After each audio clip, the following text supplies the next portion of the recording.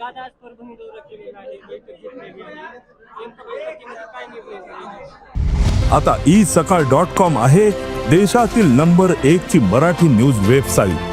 प्रत्येक अपडेटसाठी isakal.com ला नक्की भेट द्या.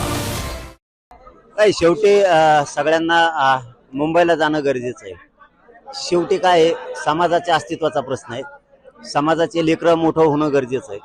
पोरं बाळांचे, आमच्या मराठा समाजाच्या लेकरा बाळांचे खूप हाल आहे आणि हाल असल्यामुळं आम्हाला कुठल्याही परिस्थितीत समाजाच्या लेकराला आरक्षण मिळवून देणं आमची जबाबदारी आहे. त्यामुळं आम्ही पूर्ण तयारीला लागलो. आज परभणी जिल्ह्याची बैठक आहे. बैठक नाही म्हणता येणार, कारण आम्ही बैठक घोषित केलेली नाहीये. आम्ही गाठीभेटी प्रत्यक्ष संवाद साधतोय लोकांशी आणि त्या निमित्तानं आता ही इतकी तुडुंब गर्दी उसळली. आता मला माहित नव्हतं इतकी गर्दी होणार आहे. असते तर मग एखाद्या ग्राउंडलाच आम्ही गेलो असतो. तुम्हालाही त्रास झाला होतोय. स्वारी लेकरं इथं पोरांना ढकलाढकली होती. आपण सगळ्यांनी समजून घेऊन तो लढा आम्हाला यशस्वी करायचा. आरपारची लढाई आहे आणि आम्ही मुंबईत जाणार आहेत. 27 ऑगस्टला काही झालं तर आंतरवाली सोडून आम्ही 29 ऑगस्टला मुंबईला जाणार म्हणजे जाणार आणि ओबीसीतून मराठ्यांना आरक्षण घेणार, ओबीसीतूनच घेणार. सातत्याने दक्षिण महाराष्ट्रातून टीका केली जात आहे. तुम्हाला मुंबईत गणेशोत्सवाच्या काळात जाऊन दंगली घडवायची आहे असा आरोप तुमच्यावर केला जातो. देवेंद्र फडणवीसने पेरलेले लोक आहे, त्यामुळे आम्ही त्यांना काय महत्व देत नाहीत. पहिल्यापासून कोणाला महत्व द्यायचं आणि काय करायचं आम्हाला चांगला माहिती. किंवा कोणाला किती महत्व द्यायचं, कोणाला महत्व देत बसायचं नाही. आपण आपलं काम करत राहायचं ही आमची भूमिका आहे. आम्ही ना कधी धनगराला विरोध करतो, ना ओबीसींना करतो, ना कधी दलित मुस्लिमांना करतो. आम्ही कोणालाही कधी विरोध करत नाहीत, कारण आम्ही जातीवादी नाहीत आणि आम्ही कोणत्या नेत्याचं बोलून कधीच ऐकत नाही. आमचा मूळ स्वभाव येतो. त्यामुळे आम्ही असल्याकडे लक्ष देत नाही आणि याला महत्व द्यायची गरज नाही आम्हाला. असले किती काही येतात आणि किती काय जातात. पण हे देवेंद्र फडणवीसची वागणूक चांगली नाही. हे देवेंद्र फडणवीस हे घडून आणतोय, कोणाला बोलायला लावतो, काय पण करतो. कारण त्याचे जे मराठा द्वेष आहे ना त्याच्यात भरलेला, तो दिसला. आता आम्हाला वाटलं होतं निवडणुकीत त्याला मराठ्यांनी निवडून दिलंय, मराठ्यांमुळे सत्तेत आलाय. आम्हाला वाटलं होतं मराठ्यांच्या लेकराचं कल्याण करील, गोरगरिबांच्या लेकरांचं वाटोळं होऊ देणार नाही, ही आम्हाला देवेंद्र फडणवीसकडून अपेक्षा होती. परंतु त्यांनी जे लोकांमध्ये अशी चर्चा आहे की त्यांनी ओबीसीचं आंदोलन अधिवेशन त्यांनी घेतलं आणि तिकडे कानं भरले, मराठ्यांच्या विरोधात बोलायला लोक लावले आणि ते सिद्ध पण झालं. जी लोकांत चर्चा होती, जी आम्हाला शंका होती, ती खरी पण व्हायला लागली. कारण देवेंद्र फडणवीस बोलता बोलता काल बोलून पण गेला, मीडियावरती आलंय सगळं की पोलिस बघून घेते म्हणून. ठीक आहे, बघू. उदय सामंत असे म्हणाले आहेत की मनोज जरांगे पाटलांनी देवेंद्र फडणवीसांना टार्गेट करू नये, त्यांच्यावर टीका करू नये. इतर नेत्यांविषयी त्यांनी बोलावं. कोणाविषयी बोलायचं सांगा ना, म्हणा तुमच्या नेत्याविषयी बोलायचं का? देवेंद्र फडणवीसनी, आम्ही हे बाकीच्याला दोष देतच नाहीत, उदय सामंत असोत किंवा कोणी असोत, कारण हे देवेंद्र फडणवीस घडून आणतो. हे देवेंद्र फडणवीसांचं काम आहे. आता जे नेता आमच्या विरोधात बोलून त्यालाच बोलणार ना. अरे यार, सरळ सरळ आहे. मीडियाच्या बांधवाला कोणी बोललं तरच तुम्ही त्याला बोलता ना. बळच कुणाला बोलायचं का? आम्ही जे बोलन त्यालाच बोलणार ना. देवेंद्र फडणवीस सरळ म्हणला की पोलिस बघून घेते. पोलिस बघून घेते म्हणजे काय? तू काय हल्ला करणार, दंगल घडवून आणणार? काय चुकी? लोकांची चर्चा आहे की यांनी अधिवेशन घेऊन तिकडं ओबीसी नेत्यांचे कानं भरले, हे काय चुकीचं आहे? मग त्यांच्या तोंडातून ते बाहेर पडायला लागलं आणि देवेंद्र फडणवीस ते सिद्ध केलं. देवेंद्र फडणवीस मराठी आहेत.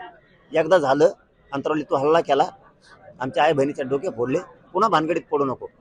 महाराष्ट्रात पाय ठेवून देणार नाही. महाराष्ट्रात तो आहे बिन तो आहे नेत्याला बी एका बी पोराला जर तिथं काठीनं बी डोचलं ना तर महाराष्ट्र, तो तर राजकीय करिअर संपलंच. ध्यानात ठेव. तू माया नदी लागू नको. तू कोणाच्या नदी लाग, माझ्या लागू नको, कारण मी गरीबासाठी लढतो. मला गरीबाची जाण आहे, तुला नाहीये.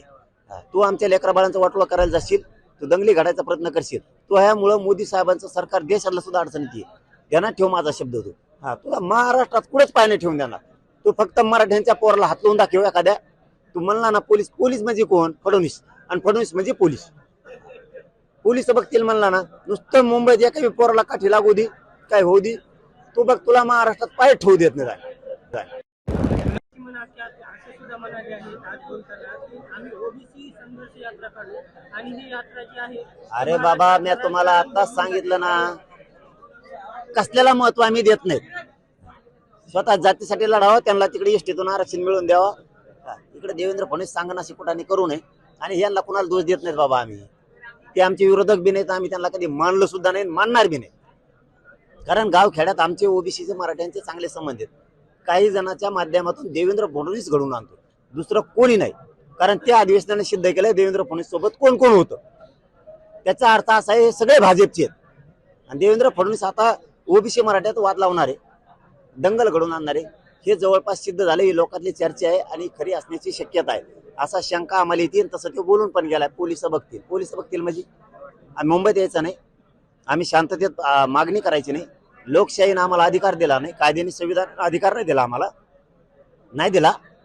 आम्ही मुंबईत जायचं नाही का? मागच्या वेळेस आम्ही शांततेत गेलो, शांततेत आलो, आताही शांततेत जाणार. पोलिस बघून घेते म्हणजे काय? तू मराठ्याला घाबरायला लागला का? तू भेट येतो का? तुझं स्वप्न आहे देवेंद्र फडणवीसचं, त्याला मायावर हल्ला करायचा. त्याला माहित नाही मायावर हल्ला झाला तुला काय होईल. महाराष्ट्रातले तोह्यामुळं भाजपचे सगळे मंत्री आमदार अडचणीत येणार. देशातलं मोदी साहेब सरकार येणार. तू फक्त काठी बी मारून बघ एखाद्या पोराला. महाराष्ट्र तुझ्यासाठी विशेष संपला. पुन्हा महाराष्ट्रात तुला गल्लीत सुद्धा लोक येऊ देत नाहीत आणि तुझ्या नेत्याला बी तोह्यामुळं नाही येऊन देत. बघ तू तू मराठ्याला खेटून बघ, तू खेटून बघ मराठ्याला काय होतं. काय वाटतं मुंबईला जायचं टाइम? मग तेच आता सांगितलं मी की देवेंद्र फडणवीसनी ते येऊ द्यायला नव्हतं पाहिजे. आम्हाला असं वाटत होतं की मराठ्यांनी देवेंद्र फडणवीसला सत्ता दिली तेव्हा मराठ्यावर उलटल, मराठ्याशी गद्दारी करेल हे आम्हाला स्वप्नात पण वाटलं नव्हतं. खरं सांगतो, मी परभणीच्या या नगरीतून सांगतो, मला कधीच वाटलं नव्हतं की आम्हाला मुंबईला जायची वेळ येईल आणि इतका लवकर उलटल मराठ्यावर, मराठ्याचे उपकार इतक्या लवकर विसरल देवेंद्र फडणवीस. आम्हाला कधीच वाटलं नव्हतं, कधीच. परंतु त्यांनी त्याचे सत्तेवर मराठ्याच्या जीवावर आला आणि त्याचे डाव त्यांनी चालू केले. पाटील, सेलूमध्ये किंवा अनेक तालुक्यांमध्ये भोंग्या लावून चलो मुंबईच्या नाऱ्यासाठी परवानगी दिली जात नाही, पोलिसांकडून अडवलं जात आहे, काय सांगणार? देवेंद्र फडणवीस त्याला मराठ्यांचा द्वेष आहे. देवेंद्र फडणवीस मराठ्यांच्या पोरांचा वाटोळा करायला लागला आणि मराठी आता जागे झाले. भाजपमधले सुद्धा सत्ताधारी मराठी सुद्धा जागे झालेत. भाजपमधले सुद्धा मराठ्यांचे नेते तो संपवायला लागलाय. शिंदे साहेब असतील, अजितदादा असतील, सगळ्यांचे नेते संपवायला लागलाय. मराठ्यांच्या अधिकाऱ्यांना त्रास द्यायला लागलाय. तो मराठ्यांना प्रचार करू देत नाही. मराठ्यांना काय म्हणजे किती द्वेषानं भरलेला आहे हे मराठ्यांच्या लक्षात आलं. पण मराठे सरकारपेक्षा 1000 पावलं पुढचे आहेत. मराठे सरकारला वाकेनार म्हणजे वाकेनार. 100% मराठे सरकारला वाकेनार आहेत. देवेंद्र फडणवीसची चाल मराठी यशस्वी होऊ देणार. मराठे स्वतःच्या पोराच्या भविष्यासाठी, अस्तित्वासाठी. मी कोणासाठी लढतो? मराठ्यांच्या लेकरा बाळासाठी. मला उघडं पाडायचं ठरवलं, एकटं पाडायचं ठरवलंय फडणवीस. मराठे कसं काय उघडे पडून दे? मराठे करोडोच्या संख्येनं मुंबईत घुसणार आहे, हे चॅलेंज आहे फडणवीस. मराठे करोडच्या संख्येनं मुंबईत घुसणार म्हणजे घुसणार आणि ओबीसीतूनच आरक्षण घेणार. गुलाल मराठ्यावर विजयाचा पडणार. काय व्हायचं ते होऊ दे.